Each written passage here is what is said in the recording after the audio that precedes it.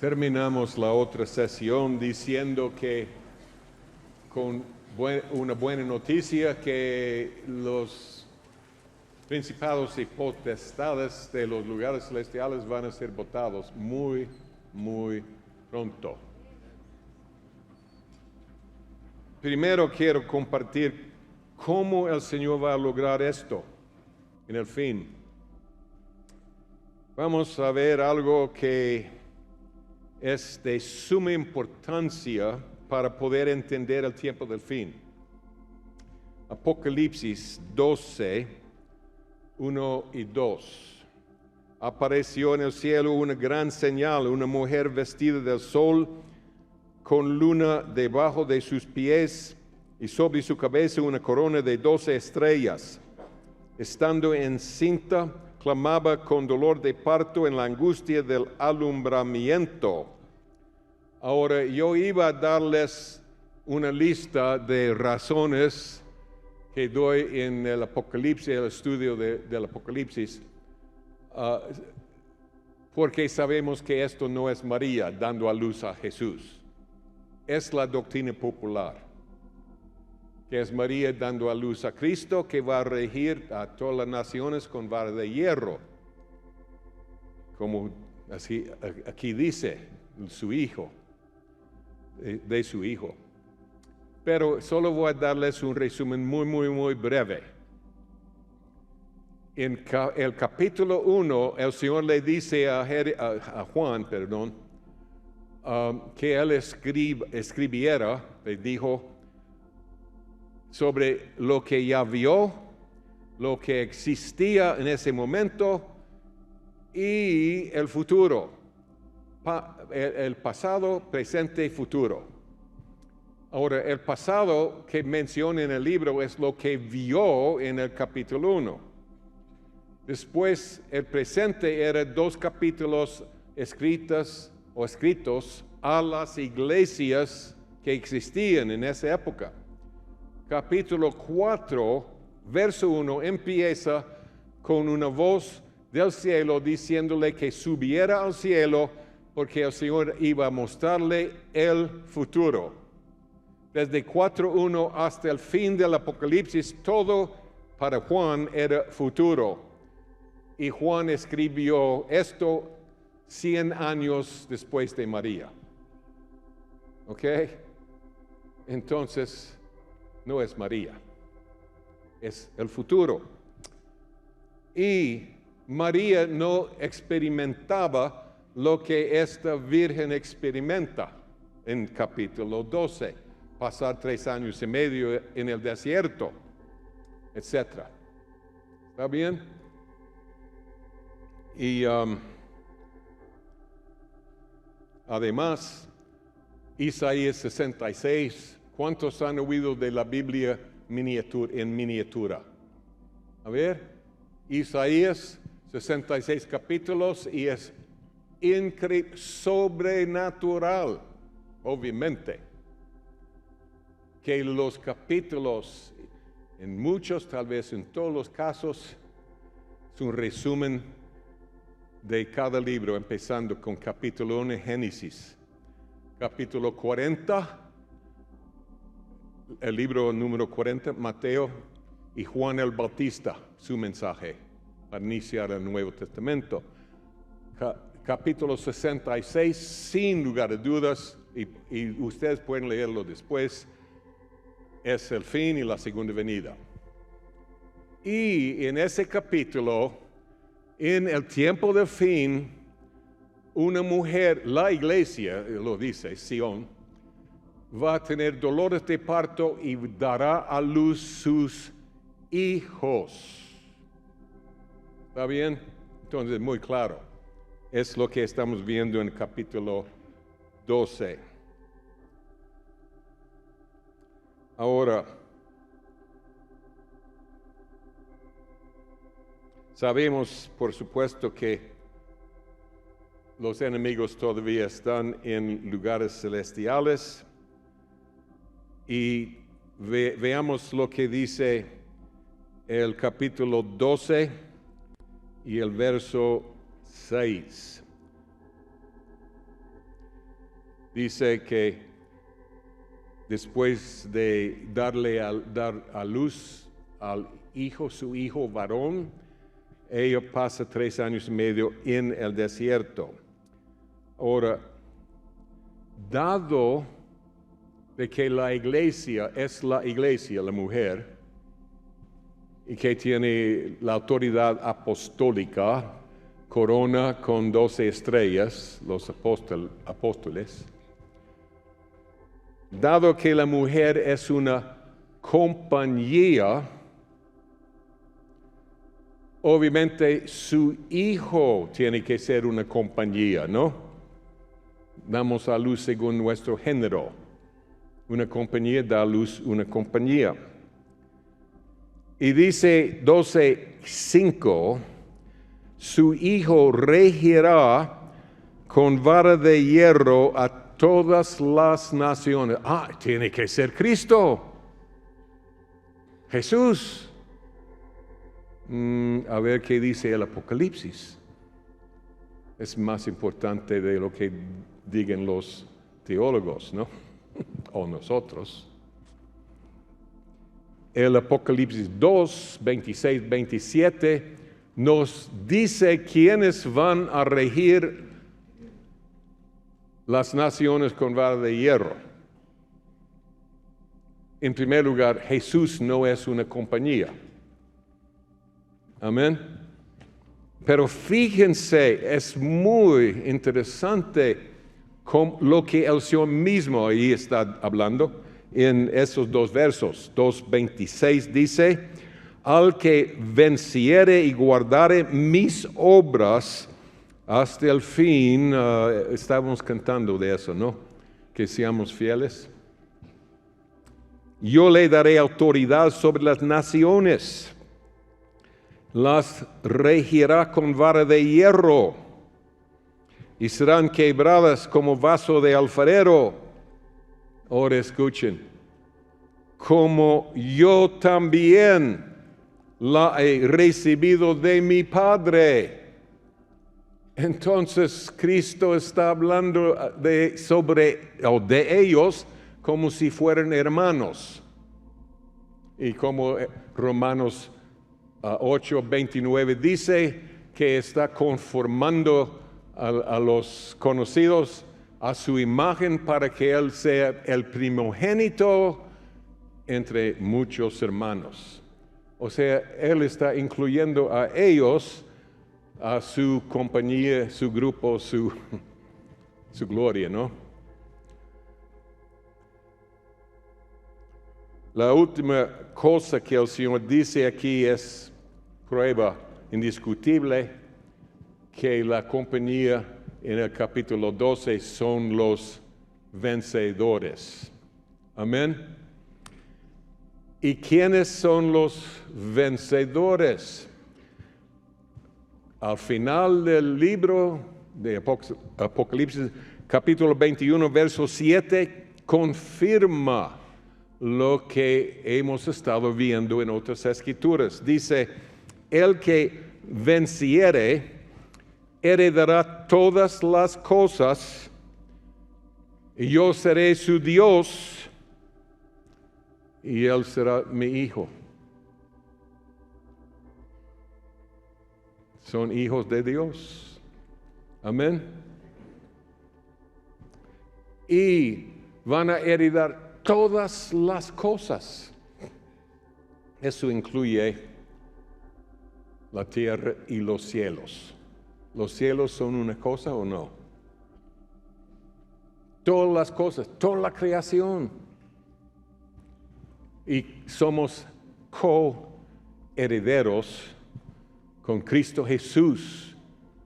¿Sí? Dice Romanos 8:17. Amén. Coherederos.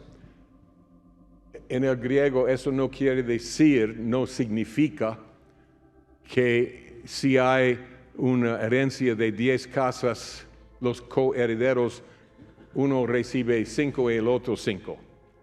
No, en el griego el significado es, si hay 10 casas, uno recibe 10 y el otro recibe 10 coherederos, hereden lo mismo, es el concepto griego. ¿Está bien?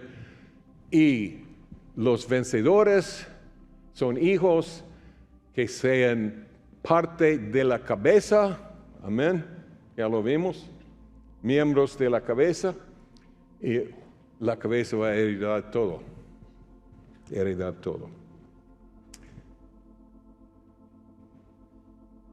Fíjense en 1 Corintios 12:12. Es una escritura que me ha impactado por años. Porque así como el cuerpo es uno y tiene muchos miembros, pero todos los miembros del cuerpo, siendo muchos, son un solo cuerpo, así también Cristo. Cristo es, según Pablo, según la Escritura, Cristo es un cuerpo de muchos miembros. Increíble, ¿no? Qué humildad. Divina. Qué humildad. La época que llamamos la edad de la iglesia empezó con una mujer hallada encinta por el Espíritu Santo antes del matrimonio. Y así terminará esta edad presente. Principio y fin. ¿Recuerdan? El nacimiento está en el Apocalipsis 12 y la boda, ella, la Virgen, está dando a luz en 12. La boda está en el capítulo 19. Entonces, como María fue hallada encinta antes de la boda, en el fin la iglesia será hallada encinta antes de la boda. ¿Antes qué, no? Antes. El hijo varón es una compañía de personas, de hijos, le han vencido por medio de dice verso 11, cuando son arrebatados al cielo, es la misma palabra que usa la Escritura para Pablo. Él fue arrebatado al tercer cielo, al trono. Cuando sean arrebatados al trono, entonces dice que hay guerra en los cielos, en el cielo. Y Satanás y sus ángeles son lanzados fuera a la tierra. Y dice en verso 11, ellos le han vencido por medio de la sangre del Cordero, de la palabra del testimonio de ellos, y menospreciaron sus vidas hasta la muerte. Fíjense, algunos piensan que los ángeles, Gabriel y los ángeles que lucharon con ese hijo varón, que ellos vencieron a Satanás. No. Dice, ellos vencieron, ¿cómo? Por la palabra, la sangre del Cordero, la palabra del testimonio de ellos, y menospreciaron sus vidas hasta la muerte. Ángeles no pelean así. Ellos no necesitan la sangre. No tienen pecado. Si tienen pecado, son parte de los ángeles caídos de Satanás. Amén. Ellos no usan la palabra de Dios. Ellos no pueden menospreciar sus vidas hasta la muerte. O sea, ellos se refieren al hijo varón, que es una compañía. Amén. Es prueba de eso. Es una compañía. Entonces, a la luz de todo esto, veamos lo que va a suceder en los últimos 3 años y medio. Primero, versos en 12, 1 a 12, muestra que para el inicio de los 3 años y medio, la iglesia va a dar a luz un hijo varón que va a regir a todas las naciones con vara de hierro. Para mí, yo recuerdo como joven, yo pensé, sí, una vara de hierro y va a aplastar a todos. No. Va a quebrantar los corazones de los justos. Habrá un arrepentimiento como nunca y una búsqueda de Dios como nunca. Pero para los impíos va a aplastar su cabeza. Va a quebrantar el corazón de los justos y quebrantar la cabeza de los corruptos. Amén. El efecto dependerá de la persona. Amén. Y después de su nacimiento será arrebatado a Dios y a su trono, como sucedió con Pablo para empezar su ministerio. Y Apocalipsis 12, 7 a 12 nos dice lo que sucederá después que el Hijo varón llegue a los cielos, al trono y al trono de Dios. El trono es el lugar de la autoridad del Altísimo. Y dice así, estos versos: después de su nacimiento, el Hijo varón, hubo una gran batalla en el cielo. Miguel y sus ángeles luchaban contra el dragón, y luchaban el dragón y sus ángeles, pero no prevalecieron, ni se halló ya lugar para ellos en el cielo. Fue lanzado fuera el gran dragón, la serpiente antigua, que se llama Diablo y Satanás, el cual engaña al mundo entero. Fue arrojado a la tierra y sus ángeles fueron arrojados con él. Entonces oí una gran... Ahora escuchen esto. Esto es sumamente importante para entender el fin, para entender los últimos 3 años y medio, que estamos cabal un año antes del inicio de esa época.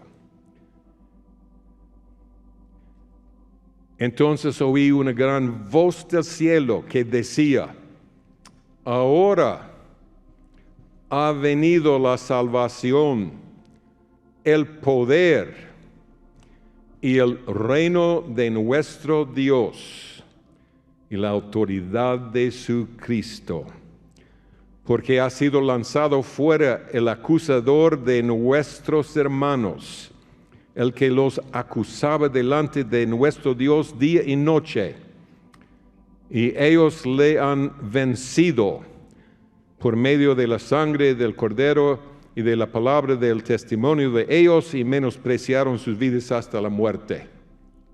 Ellos, esa compañía, el Hijo varón. Y debido al último verso que acabamos de leer, podemos decir con toda seguridad que la compañía que se llama el Hijo varón es quien venció a Satanás con la ayuda de Miguel y sus ángeles. Cristo mismo recibía ayuda de ángeles en el Nuevo Testamento. Amén. Ahora consideremos el fruto de esa declaración, no solo declaración, de esos hechos, lo que ya ha llegado. Imagínense, ¿cuántos aquí hemos tenido batallas con la condenación? ¿Alguien no levanta la mano? Todos. Es porque el diablo está delante de Dios acusándonos día y noche. Pero será el fin de eso. Vamos a tener victoria sin condenación. Amén. Ahora, al mero principio, los enemigos serán derribados. Y va a ser difícil para el mundo, no para la iglesia. Sí, la iglesia va a sufrir. Pero dice la Biblia que el enemigo, al saber que tiene muy poco tiempo, está enojado y empieza a hacer desastres.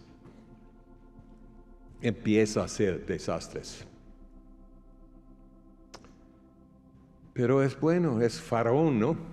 Otra vez, levantado a través de seres humanos, exactamente como Cristo va a manifestarse a través de seres humanos. Amén. ¿Y quién va a ganar? No hay duda.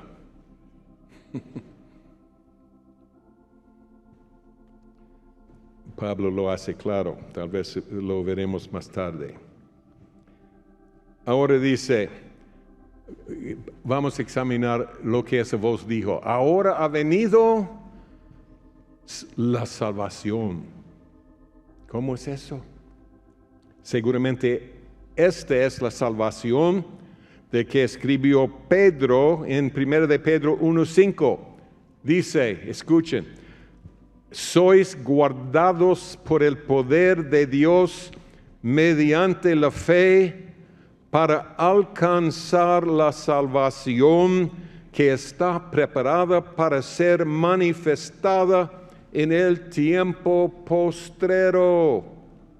Qué tremendo, ¿no? La iglesia, según Pedro, es obvio, la iglesia ha estado esperando 2000 años para una salvación como nunca la hemos visto. Amén. Va a ser un tiempo glorioso. Y algunos quieren escapar por medio de un rapto. Quiero estar aquí, ¿no? ¿Y ustedes?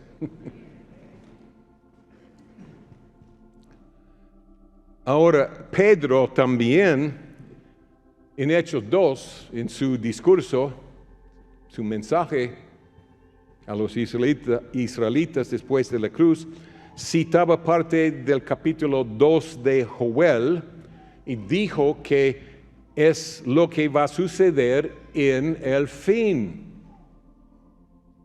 Y tiene un sentido doble. El fin del Antiguo Testamento, pero también al fin de esta época, del Nuevo Testamento. Es principalmente, Joel está hablando principalmente del fin después de la iglesia, etcétera, y todo eso.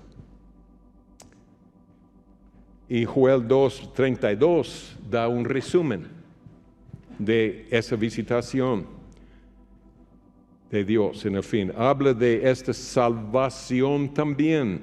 Dice, todo aquel que invocare el nombre de Jehová será salvo. Va a ser muy fácil recibir el nuevo nacimiento. Amén. ¿Salvo de qué? Esta salvación involucra una salvación de cualquier situación. Primero, salvación del infierno, pero también de demonios, de enfermedades, de problemas financieros, de problemas emocionales y familiares.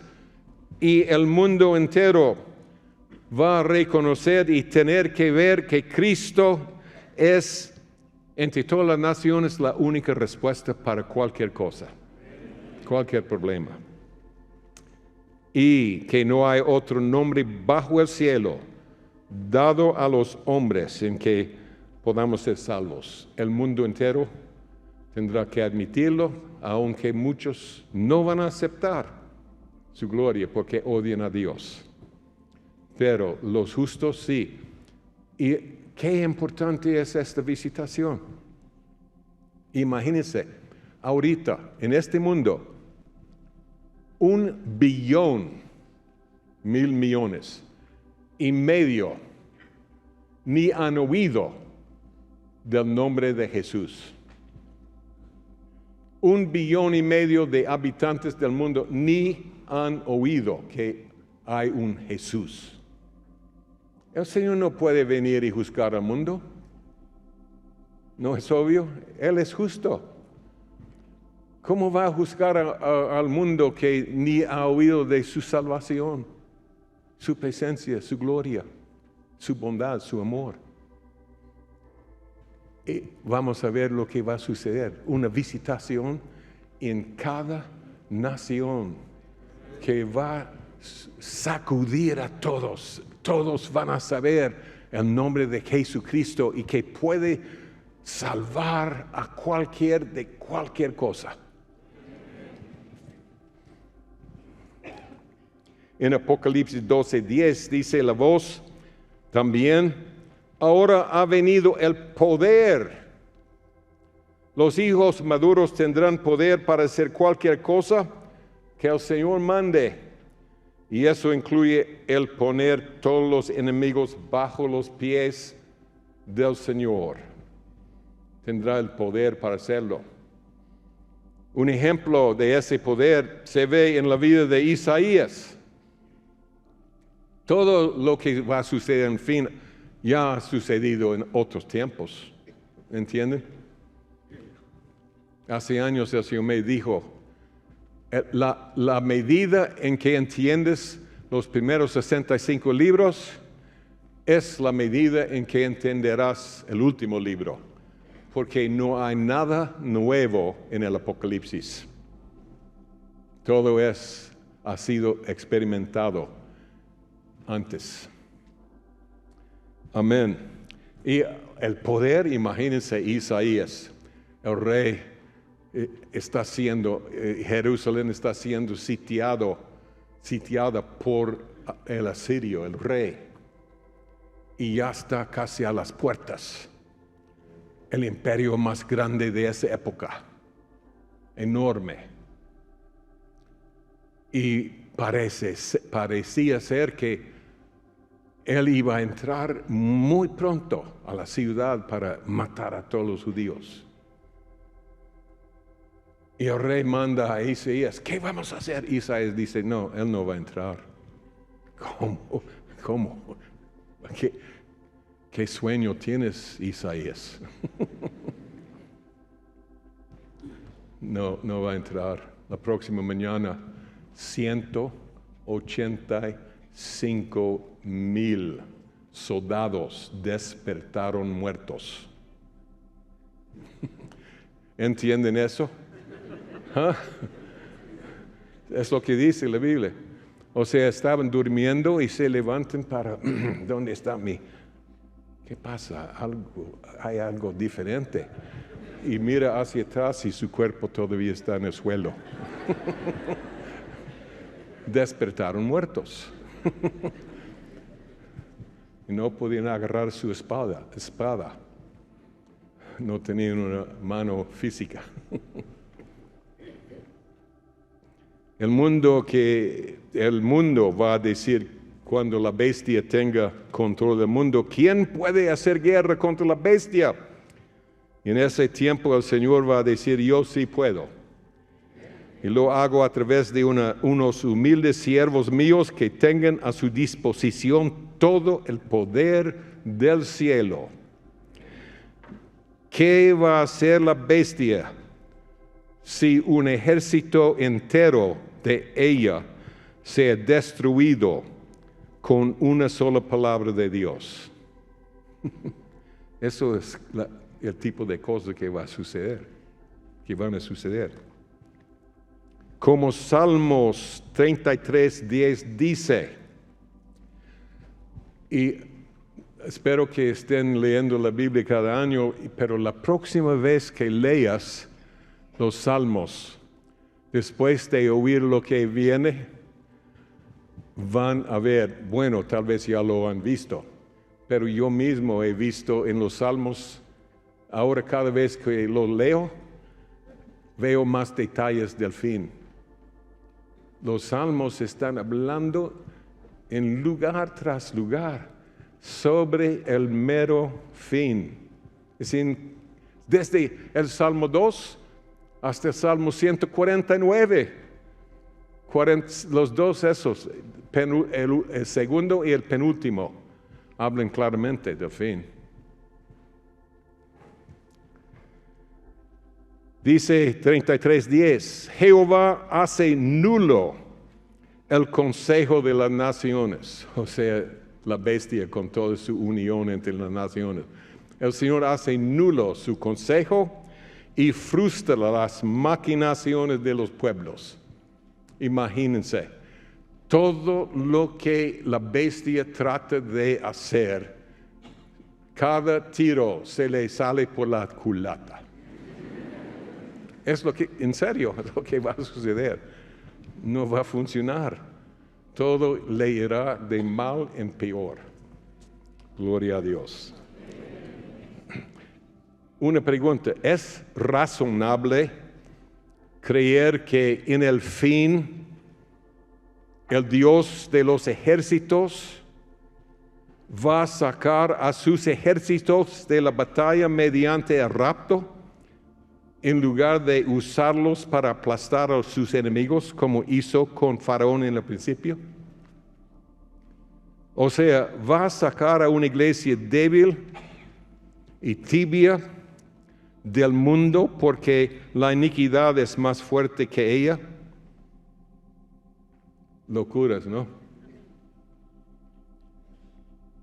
O podría ser que, al contrario, Dios va a sacar del mundo a una iglesia gloriosa, sin mancha, ni arruga, ni cosa semejante, y que haya puesto todos los enemigos de Dios bajo sus pies, como Dios hizo a través de Moisés en el principio, cuando nació la nación santa.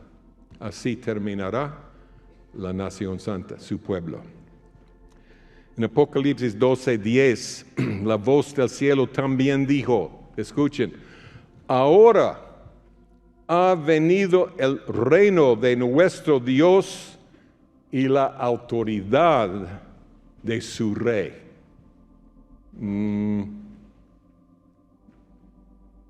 No es lo que dice. Ahora ha venido el reino de nuestro Dios y la autoridad de su Cristo. Y Cristo es un cuerpo de muchos miembros. Y Él es el Rey. Y Él nos ha llamado para ser reyes y sacerdotes. Amén. Esto nos trae a lo que Cristo mismo dijo que va a suceder justo antes del fin. Vayamos ahora a Mateo 24. En Mateo 24 los apóstoles, los discípulos le preguntaron, Señor, ¿cuál es la señal de tu venida? Y los detalles y todo eso. Y en verso 14 dijo, y esta es una señal de señales. Y será predicado este evangelio del reino en todo el mundo para testimonio a todas las naciones. Entonces vendrá el fin. Es bastante claro, ¿no? ¿Y cuándo vendrá el reino? Para iniciar los últimos 3 años y medio, cuando esa voz del cielo lo dice, porque los vencedores ya habrán vencido a Satanás y sus ángeles. Mateo 24:14 está hablando de la prédica del evangelio del reino. Lo que la iglesia ha tenido por 2000 años es el evangelio de la salvación y del Espíritu Santo. Ha sido lindo ese evangelio para millones, precioso para salvar a la gente, pero no es todavía la respuesta. La diferencia entre los 2000 años y los últimos 3 años y medio es el Espíritu Santo ha estado preparando el cuerpo, la iglesia, para que Cristo habite en ella. Ahora hemos tenido un mover del Espíritu Santo. Los últimos 3 años y medio es el mover del Hijo de Dios. ¿Qué diferencia? Y si hay una Trinidad, no escuches esa herejía diciendo que solo hay una persona. Cristo mismo dijo, mi Padre es mayor que yo, más grande que yo. El Padre es más grande que Cristo, el Creador, Cristo.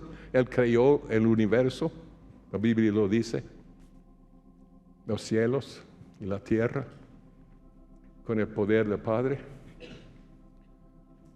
Pero qué humildad, admitió, mi Padre es más grande que yo. Y el Espíritu Santo es del Padre y del Hijo, tienen el mismo Espíritu, pero es un Espíritu que se puede ver en el Apocalipsis en Daniel, la tercera persona de la Trinidad. Como nosotros somos Espíritu, alma y cuerpo. Amén. Una sola persona, pero con 3 partes. Y las 3 partes de Dios son visibles. Si no estás seguro, lean con cuidado el Apocalipsis y Daniel. Y ellos vieron la Trinidad. No podemos borrar eso de la Escritura. Ellos vieron la Trinidad, Padre, Hijo y Espíritu Santo. Entonces, el fin será súper poderoso, glorioso. Ahora, ¿qué es el Evangelio del Reino? Hemos tenido el Evangelio de la salvación, pero el Evangelio del Reino incluye el Evangelio de la salvación, pero incluye mucho más. Veamos qué es. Mateo 10 muestra lo que pasa con la autoridad de Cristo fluyendo a través de sus siervos. Dice, entonces llamando a sus 12 discípulos, les dio autoridad sobre los espíritus inmundos para que los echasen fuera y para sanar toda enfermedad y toda dolencia. Esta autoridad va a poner a los enemigos del Señor bajo sus pies. Y durante los 3 años y medio de Cristo, el Evangelio del Reino estaba siendo predicado y estaba disponible. Y Él mandó a sus discípulos para predicarlo. Pero ¿qué incluye? En el mismo capítulo, versos 7 y 8, muestra lo que es la predicación del Evangelio del Reino y lo que va a lograr. Cristo les dijo, yendo, predicad, diciendo, el reino de los cielos se ha acercado. Sanad enfermos, limpiad leprosos, resucitad muertos, echad fuera demonios. Y si incluimos otras escrituras, el Evangelio del Reino incluye abrir los ojos de los ciegos y los oídos de los sordos y la boca de los mudos. Amén. Qué milagros. Pero resucitando a muertos. Yo tenía una visión hace muchos años que un avión con 93 pasajeros más o menos, es el número que recuerdo, cayó, se accidentó y los Todos estaban allí por todos lados muertos. Y un hijo de Dios llega y resucita a todos. Cosas así van a suceder.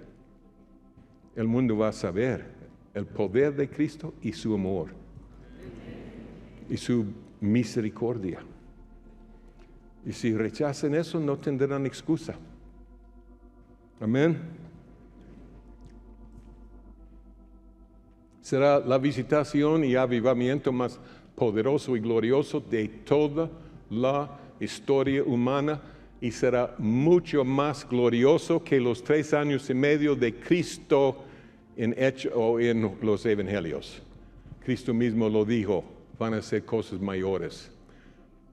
Él va a hacer cosas mayores, amén, a través de su cuerpo de vencedores. Va a ser glorioso. Como Eclesiastes dice, el fin es mejor, más glorioso. El mejor vino viene. Amén. Esto es otra prueba de que el principio y el fin son iguales. Al principio del Nuevo Testamento, Cristo ministró por 3 años y medio y ahora al final del Nuevo Testamento, Cristo va a ministrar por 3 años y medio.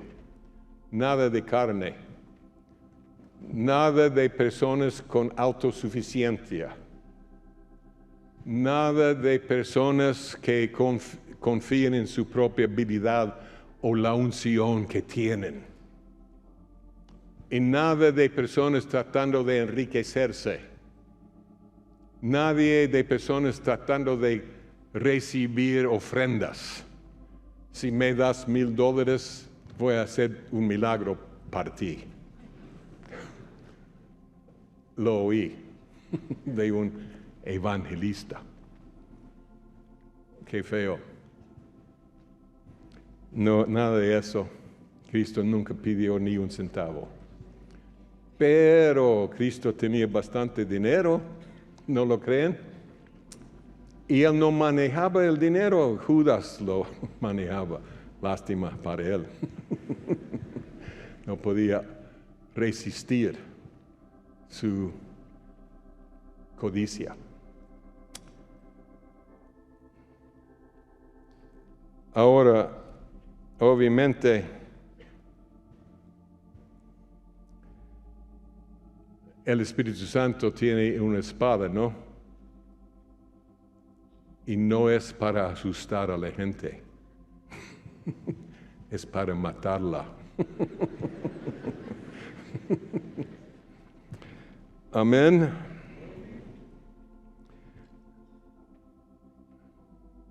Y vamos a ver cómo el Señor va a lograr esto. ¿Y qué va a suceder? Primero, ¿cómo podría ser predicado y revelado el evangelio del reino que es bien definido en el Nuevo Testamento? En los 4 evangelios, cuando habla del evangelio del reino, es vinculado con milagros como nunca hemos visto. ¿De dónde vendrían la gente? ¿Cómo podría recibir esto? Cada nación del mundo.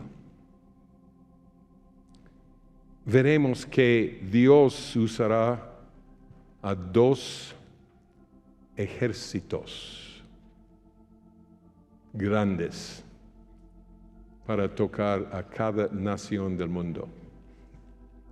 ¿De dónde vendrían tales ejércitos? Primero, es importante que nos demos cuenta que Dios es llamado, escuchen, el Dios de ejércitos, más de 270 veces en el Antiguo Testamento. Dios de los ejércitos es su nombre favorito en el Antiguo Testamento, con la excepción de Israel. Es su nombre también, lo hemos estudiado, lo hemos visto. la Escritura lo explica claramente. Israel, príncipe con Dios, es el nombre de su Hijo. Es el nombre de Jesús, Cristo Jesús. Amén. 270 veces. Creo que Él quiere darnos un mensaje, ¿no? Hay ejércitos involucrados con Dios. Amén. En el Nuevo Testamento somos llamados soldados. Amén. Segundo de Timoteo 2:3, tú pues sufre penalidades como buen soldado de Jesucristo. Efesios 6:11, vestíos de toda la armadura de Dios para que podáis estar firmes contra las acechanzas del diablo. Entonces, la última parte de la armadura es la espada, otra vez. No es para asustar a la gente. Es para hacer una guerra. Segunda de Corintios 10:3-4. Pues aunque andamos en la carne, no militamos según la carne, porque las armas de nuestra milicia no son carnales, sino poderosas en Dios para la destrucción de fortalezas. Un ejemplo de sus armas es lo que tenía Isaías, cuando el Señor mató a 185,000 en una noche. ¿Qué espada? La palabra militamos en el hebreo, es griego, significa servir en una campaña militar. ¿Quieren participar en una campaña militar? Donde no podrás perder. Y viene de la misma raíz griego de que viene milicia. David, un hombre conforme al corazón de Dios, fue el guerrero más poderoso de toda la Biblia. Amén. No debemos asumir que David sea el único hombre en la historia que será conforme al corazón del Dios de los ejércitos. Amén. Cantares 3:11, ya lo hemos visto, que Salomón, quien es figura de Cristo, algunos dicen, Salomón, figura de Cristo, con 1,000 mujeres. Bueno, Cristo sí también tiene muchas vírgenes. Amén. ¿O somos vírgenes o no? Pero no es figura de Cristo por sus mujeres. Es figura de Cristo primero porque es hijo de David que heredó el trono de David.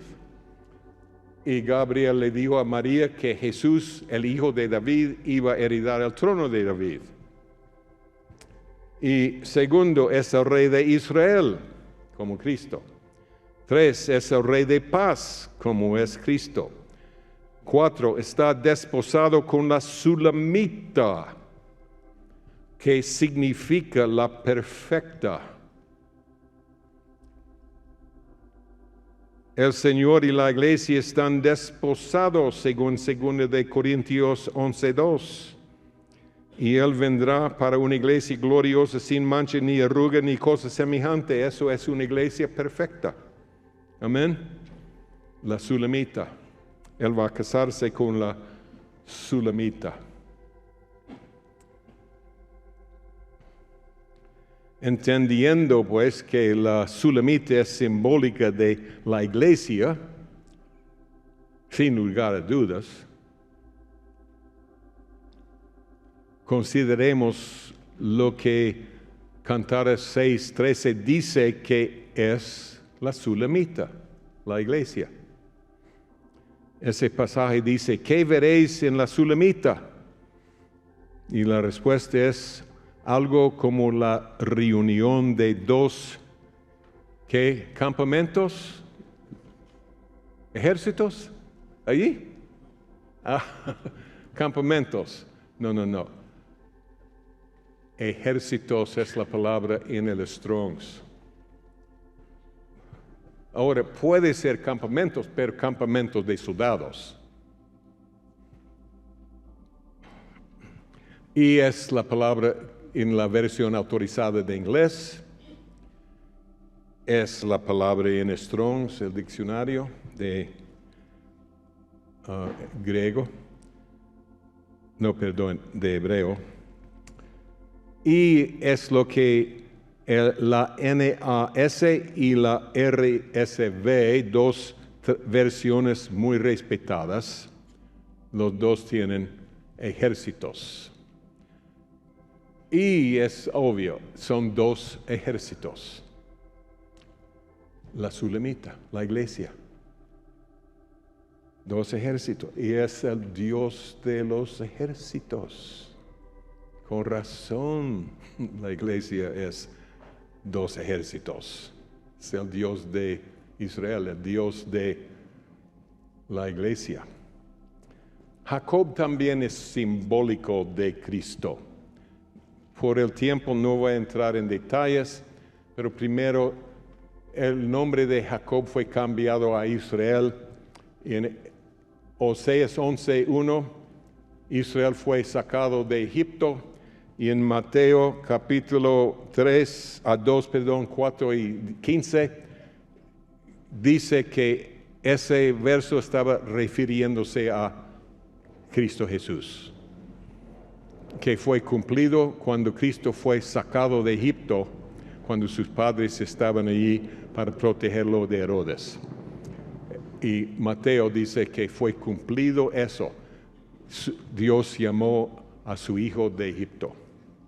Entonces, Israel es el nombre de Cristo, su hijo, y por eso es el nombre de la nación santa. ¿Por qué? Porque llevamos su nombre, la Biblia lo dice. Amén. Como nosotros, cristianos, llevamos el nombre de Cristo. Pero Israel, somos israelitas, ¿no? Porque Israel es su nombre. Amén.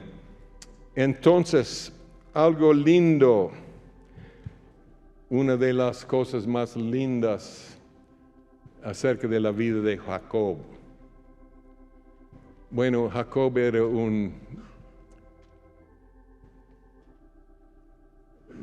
como ustedes dicen,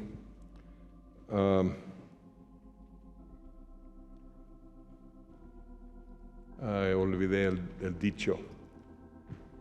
Un carácter muy interesante. ¿Cómo decir? Canela. ¿Cómo dicen? Canela fina. Jacob sí era canela fina, imagínense. Lo que hizo a su hermano, después lo que hizo a su padre. Pero después de 20 años con una canela más fina, Jacob cambió. Qué hombre, qué transformación hace el desierto. Amén. Está haciendo esa transformación en nosotros en esta época. Fíjense. Y él se sentía digno de recibir la herencia de Abraham. La compró, y además era más espiritual que su hermano. Era carnal. Y yo puro espíritu. Entonces, consideremos lo que Jacob llegó a hacer después de sus sufrimientos con el tío Labán. Imaginemos a Jacob cuando vivía con sus padres. Él es muy probable que creía que tenía derecho a la herencia espiritual de Abraham, su abuelo, porque era más espiritual que su hermano Esaú. Después estaba seguro que tenía derecho a esa herencia porque Esaú se la vendió por una comida. Pero miremos la humildad y actitud de Jacob cuando regresó a Canaán después de sus 20 años de sufrimiento sin pelear. Dice, Jacob oró y le dijo al Señor, menor soy que todas las misericordias y que toda la verdad que has usado para con tu siervo. Pues con mi cayado pasé este Jordán, y ahora estoy sobre 2 ejércitos. La misma palabra. Es la misma palabra. Y como Cristo, imagínense, dice que Jacob, como Cristo, pastoreó para recibir una esposa. ¿No es como Cristo? Cristo está pastoreando para recibir una esposa eterna. Y Cristo cruzó ese río Jordán, primero sufriendo como Jacob, pero cuando regrese, tendrá 2 ejércitos. Amén. La iglesia que es 2 ejércitos, la Biblia lo dice, la Sulemita. Oh, qué linda es la palabra. Amén. Ahora sigamos sobre cómo el evangelio del reino será predicado en todo el mundo. Podemos ver los ejércitos de Dios en Apocalipsis, por ejemplo 19:14, y los ejércitos celestiales vestidos de lino finísimo, blanco y limpio, le seguían al Señor en caballos blancos. Yo agregué al Señor porque está el contexto. Aparece también los ejércitos, o nos da un indicio muy claro de quiénes serán los guerreros en esos ejércitos del Señor. Al que venciere y guardare mis obras hasta el fin, le daré autoridad sobre las naciones y va a regirlas con vara de hierro, ¿no? Los vencedores, los hijos maduros. Ya vimos que nacen las personas que van a regir sobre las naciones en el Apocalipsis 12. También vimos pruebas bíblicas que la mujer en Apocalipsis 12, 1 y 2 es la iglesia en el tiempo del fin. Y Romanos 8, 18, 19, un pasaje sumamente importante. Dice, pues tengo por cierto que las aflicciones del tiempo presente, como Jacob tenía, como nosotros tenemos en el desierto, aflicciones, pruebas, no son comparables con la gloria venidera que en nosotros ha de manifestarse. Qué importante es leer la Biblia con cuidado, pensando. Esto está bastante claro, ¿no? La gloria va a manifestarse en nosotros. ¿Y qué es la gloria? Cristo en vosotros, la esperanza de gloria. Amén. Verso 19. Porque el anhelo ardiente de la creación es el aguardar la manifestación de los hijos de Dios. Lo hemos estudiado Es repaso para muchos, pero para otros será nuevo. Manifestarse es la palabra apocalipsis en el griego. Apocalipsis. Y el anhelo ardiente de esta creación y de la iglesia que tiene entendimiento es el aguardar el apocalipsis de los hijos, pero en el griego, hijos maduros, huios, hijos maduros de Dios, los vencedores.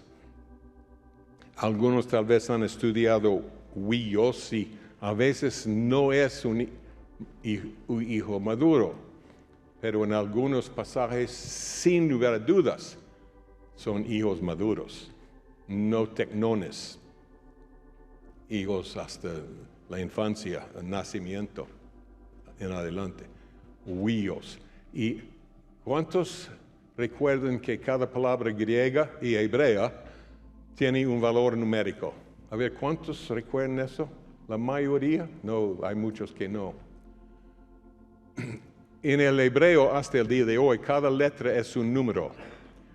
En el griego hasta el día de hoy, cada letra es un número. Como los números romanos. Letras son números. Pero en el hebreo, me costó. Hermano David, ¿dominaste las letras y números? Tampoco. Los dos estudiamos hebreo, pero nunca dominamos. Podíamos leer hebreo, ¿no? Pero en el caso mío no entendía todo lo que estaba leyendo. Pero podía leer, sabía pronunciar las palabras y leer las palabras. Pero cada letra es un número. Y así viven los judíos. Entonces, me costaba, y creo que te costaba, en tal y tal fecha estaremos haciendo tal y tal cosa. Y la fecha, puro número, puras letras. En hebreo, letras. Entonces nunca podíamos entender las fechas. Ni mes, ni día, ni año. Pero todavía, y los griegos hasta el día de hoy, sus letras son números. Pero ¿saben lo que eso significa? Que cada palabra en la Biblia tiene un valor numérico. Si tú apuntas las letras del griego, por ejemplo, y agrega cada número, ¿entienden? Un número 10, otro número 20, 100, y sumas las letras, los números, tienes el valor numérico de la palabra. Y Dios lo usa. Es muy importante. Incluso en el Apocalipsis, el número del nombre de la bestia es 666. ¿Captan eso? Número de su nombre. Ahora, lastimosamente, cuando vi esto hace años en una Biblia católica, en una iglesia católica, creo que estábamos visitando Israel, estábamos en una de las iglesias para turistas, y una Biblia enorme estaba sobre el podio. Y llegué, por pura casualidad, tenía el número de su nombre, 666. Y en el margen tenía el nombre de Mahoma en el griego bíblico y sumaban las letras. ¿Tienen una idea de qué es? El número de su nombre, 666. Increíble. ¿Saben cuál es el número numérico del nombre de Jesús? 888, que habla de vida nueva en la Biblia. Es impactante cómo el Señor escribió su palabra. Pero aquí el valor numérico de huios es 1260. Entonces la creación está esperando con ansia, se dice, ¿no? Anhelo el apocalipsis de los 1260. Yo creo que eso debiera mandarnos al Apocalipsis 11, donde hay dos testigos que van a ministrar por 1260 días. Es el anhelo ardiente de la creación, el Apocalipsis de esos huíos de 1260, perdón. En resumen, ¿qué significa ser hijos maduros? Rapidito. Primero son vencedores que van a reinar sobre las naciones, según el Apocalipsis 2, 26, 27. 21:7 lo confirma, son hijos maduros. Son personas, número 2, que experimentan lo que Pablo oró que sucediera en los creyentes en Efesios 3:19. Oró que seamos llenos de toda la plenitud de Dios. Y 3, son personas que han sido conformadas a la imagen de Cristo según Romanos 8:29. La vida de Pablo es exactamente como miles de creyentes van a vivir en los últimos 3 años y medio. Pablo dijo que fue como, citando, como a uno nacido fuera de tiempo, 1 Corintios 15:8. El significado griego es nació antes del tiempo. Es que el plan de Dios es revelar su gloria al mundo en los últimos 3 años y medio y hacerlo a través de sus hijos maduros. Pero el Señor levantó a Pablo antes del tiempo para mostrarnos un ejemplo de cómo serán sus hijos maduros en el fin. ¿Entendemos eso? Si Pablo no existiera en el Nuevo Testamento, sería mucho más difícil creer en el mensaje que estamos viendo por todos lados en la Biblia, conformados a su imagen en todo sentido. Porque diríamos, no, eso no es posible. Y un dicho común en todas las lenguas que he conocido un poco, la gente dice, nadie es perfecto, solo Cristo. Es cierto. Y la plenitud de Cristo va a vivir en sus hijos y serán perfectos. Pablo era perfecto. Amén. En su ministerio y poderosísimo. Dios hizo lo mismo en el Antiguo Testamento. Levantó a David, un ejemplo claro del Nuevo Testamento, cómo sería. Y es probado por la Escritura. Algunos me han acusado enseñando el tabernáculo de David.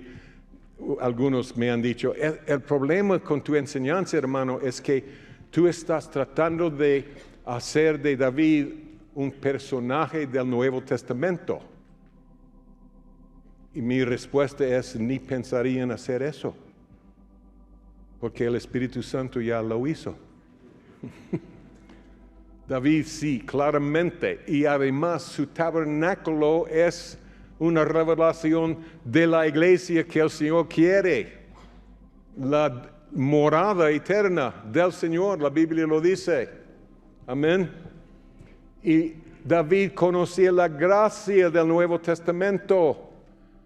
Dice Hebreos 10 que cada persona que violaba la ley de Moisés tenía que morir irremisiblemente. Amén. Y David violó dos de las leyes más importantes: adulterio y asesinato. Y el Señor lo perdonó. ¿Había consecuencias? Sí. Severas. Siempre cosechamos lo que sembramos, pero no la muerte, como la ley exigía. Porque David ya estaba viviendo bajo la gracia como un ejemplo de lo que iba a venir. Pablo, el ejemplo de lo que va a venir. ¿Qué ejemplo? Amén. ¿Cómo vamos? ¿Quieren pararse por 2, 3 minutos y solo unos 10 minutos más y ya? Pero para cambiar su posición.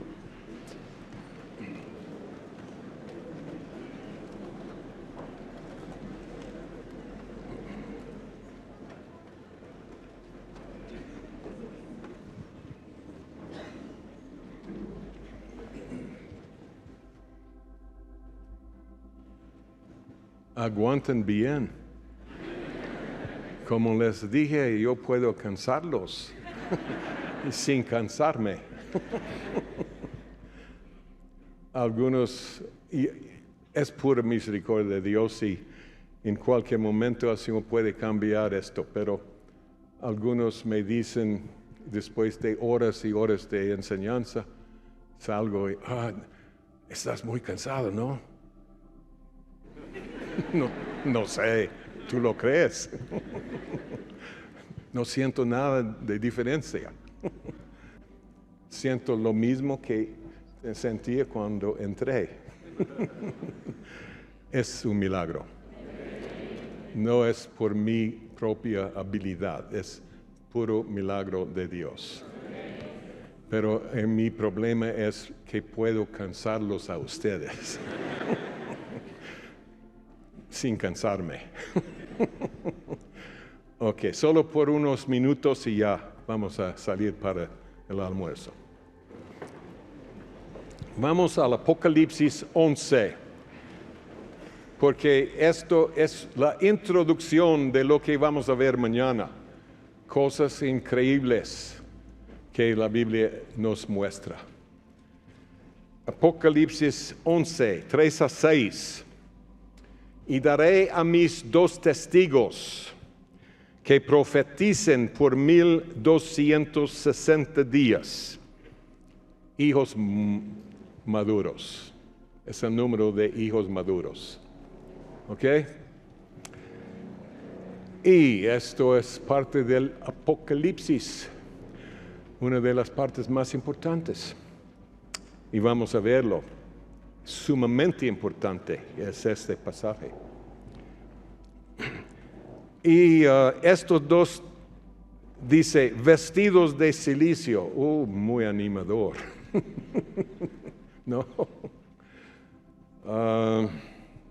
Espero que sea espiritualmente hablando. Estos testigos son los 2 olivos y los 2 candeleros que están en pie delante del Dios de la tierra.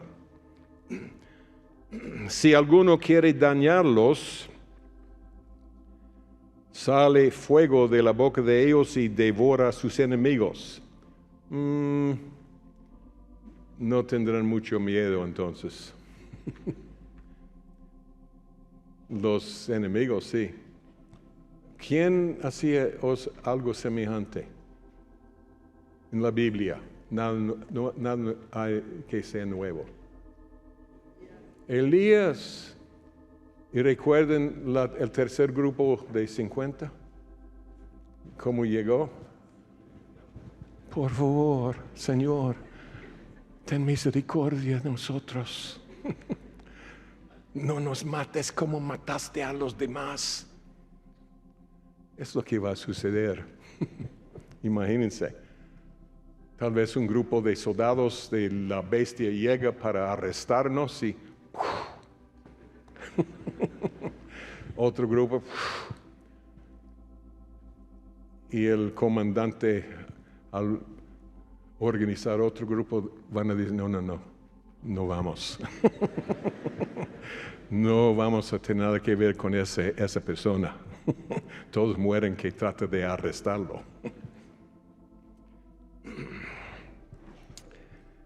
Sale fuego de la boca de ellos y devora a sus enemigos, y si alguno quiere hacerles daño, debe morir él de la misma manera.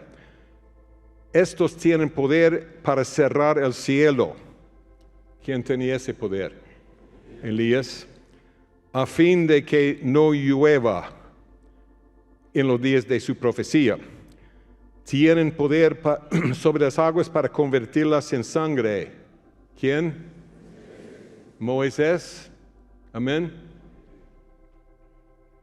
Y para herir la tierra con toda plaga, cuantas veces quieren.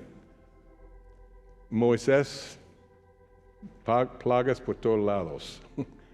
El Señor va a frustrar las maquinaciones de los malignos. Amén.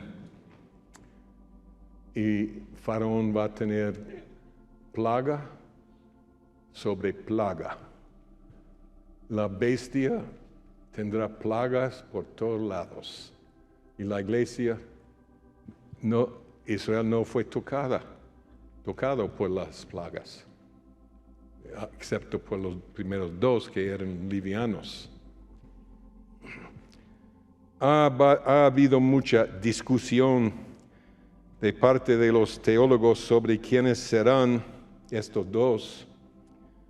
Pero una cosa obvia es que hacen los mismos milagros de Moisés y Elías, eso sí.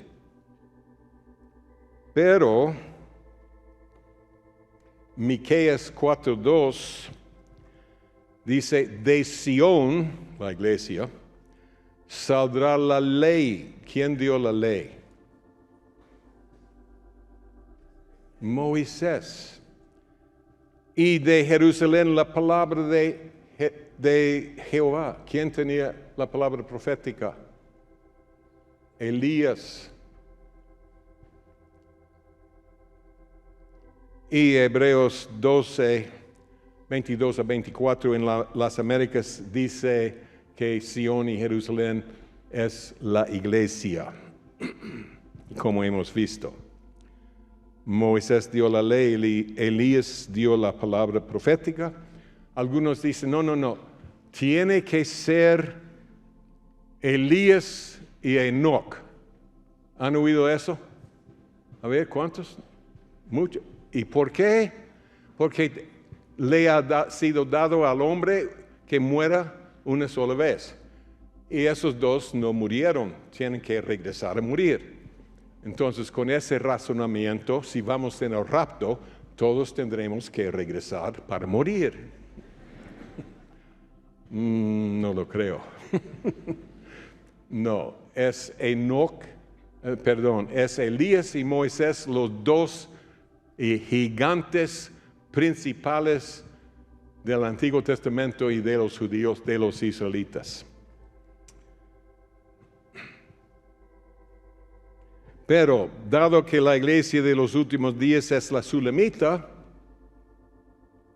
es decir, la perfecta, que ella se consta de 2 ejércitos, entonces, como Cantar dice, los 2 testigos podrían ser simbólicos de 2 ejércitos que la iglesia manifestará en el fin.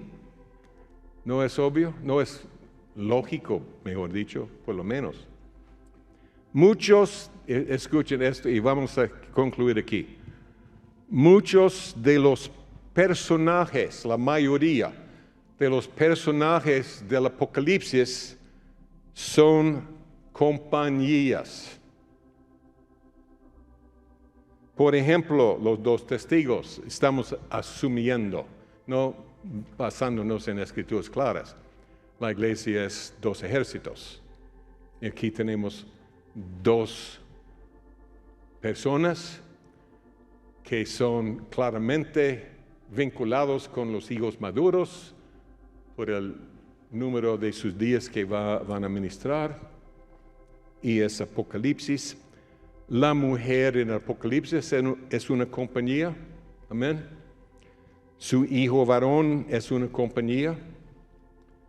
La ramera del capítulo 17 y 18, obviamente, es una compañía.